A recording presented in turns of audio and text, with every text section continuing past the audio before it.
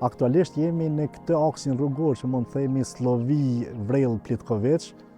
të këto deponit që janë pa leje. Në zhargonin tonë quhen deponi ilegale, por në fakt janë deponi pa leje, të cilat qytetarët e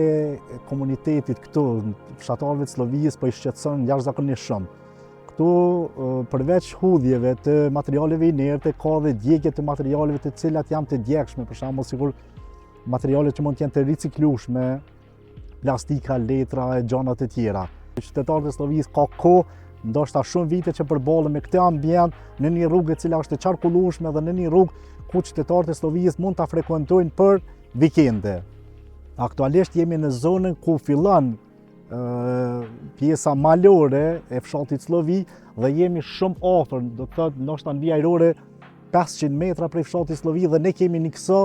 deponije pa leje ilegale të cilën asnjëherë inspektorati i komunës Lipjanit e as kryetari i komunës Lipjanit nuk e ka marrë mundin me armë po se si dhe në çfarë forme gjendet kjo